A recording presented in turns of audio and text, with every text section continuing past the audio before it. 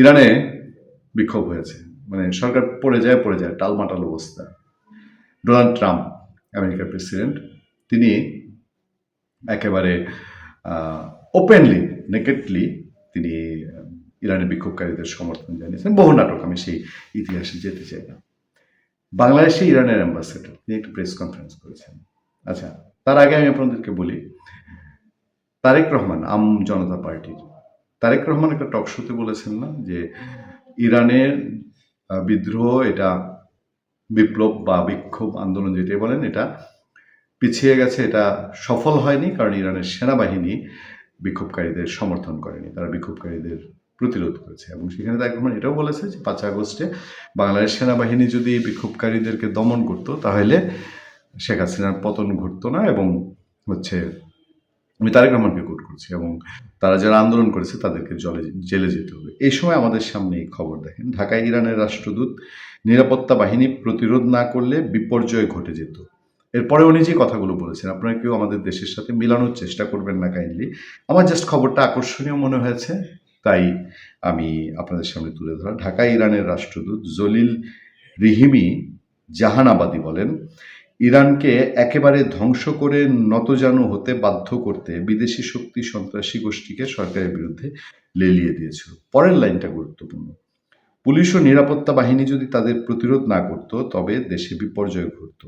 আরও ইন্টারেস্টিং আছে কথা, গত বছরের জুনে 12 দিনের ইসরায়েলের বিরুদ্ধে যুদ্ধে বিজয়ী হওয়ার মতো এবারও ইরান জয়ী হয়েছে বলে দাবি করেন রাষ্ট্রদূত জলিল রহিমি।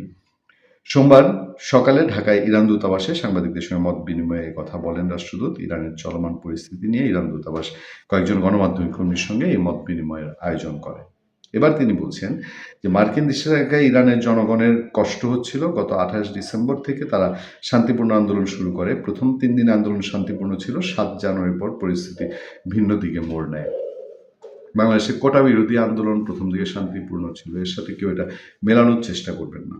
আন্দোলনকারীদের আইনশৃঙ্খলা রক্ষাকারী বাহিনীর প্রতিরোধের যৌক্তিকতা তুলে ধরতে গিয়ে ইরানের রাষ্ট্রদূত বলেন, খেয়াল করে দেখেন, শুরুতে পুলিশ ক্ষুব্ধ লোকজনকে স্বাভাবিক প্রক্রিয়া প্রতিহত করতে থাকে। জানুয়ারি 7 তারিখ থেকে পুরোপুরি সহিংস রূপ নেয় শান্তপূর্ণ আন্দোলন। হাসপাতাল, দোকান সহ বিভিন্ন স্থাপনায় হামলা ও ভাঙচুর চালান আন্দোলনকারীরা। তারা দোকানিদের বের করে আন্দোলনে যোগ দিতে বলেন। হাসপাতাল, অ্যাম্বুলেন্সে হামলা চালান। 8 জানুয়ারির পর অস্ত্রধারী যখন আন্দোলনকারীদের মধ্যে মিশে যায়, খুব গুরুত্বপূর্ণ, 8 তারিখের পর অস্ত্রধারীরা যখন আন্দোলনকারীদের মধ্যে মিশে যায় তখন পুলিশ সে অনুযায়ী ব্যবস্থা নেয়। প্রতিটি রাস্তা সহিংস যুদ্ধের রূপ নেয়। পুলিশ ও নিরাপত্তা বাহিনী যদি প্রতিরোধ না করতো তবে দেশে বিপর্যয় ঘটে যেত। এবং আন্দোলনকারীরা পুলিশকে প্রথম টার্গেট করেছিল ওই দেশে। আমাদের দেশে অনেক পুলিশ মারা গেছেন, ওই দেশেও এরকম পুলিশকে টার্গেট করা হয়েছিল। এতে সাম্প্রতিক সরকার বিরোধী আন্দোলনে যুক্তরাষ্ট্রের গোয়েন্দা সংস্থা সিআইএ এবং ইসরায়েলি গোয়েন্দা সংস্থা মোসাদের সরাসরি জড়িত থাকার অভিযোগ করেন রাষ্ট্রদূত জলিল রহিমি জাহানাবাদী। তিনি বলেন, যুক্তরাষ্ট্র ইসরায়েল যে আন্দোলনে সরাসরি হস্তক্ষেপ করেছিল সে ব্যাপারে যথেষ্ট গ্রহণযোগ্য প্রমাণ আছে। ট্রাম্প শুধু টুইট করেননি, তারা রীতিমতো আন্দোলনের নির্দেশনা দিয়েছিলেন। সাবেক পররাষ্ট্রমন্ত্রী টুইট করেন। জো বাইডেন সরাসরি বাংলাদেশের ক্ষেত্রে কথা বলেননি। ইরানের রাষ্ট্রদূত বলছেন, এর আগে গত বছরের জুনে ইসরায়েলের বিরুদ্ধে 12 দিনের যুদ্ধে ইরান জয়ী হয়, এবং তিনি এটা বলছেন যে এবারের আন্দোলনে সশস্ত্র গোষ্ঠী আন্দোলনকারীদের মধ্যে ঢুকে যায়। তাদের গুলিতে অনেক মানুষ মারা যায়, প্রাণ হারায় অনেক পুলিশ। আন্দোলনকারীদের মধ্যে সশস্ত্র গোষ্ঠী ঢুকে যায়, প্রাণ হারায় অনেক পুলিশ। এত অস্ত্র ইরানে কিভাবে ঢুকে পড়লো?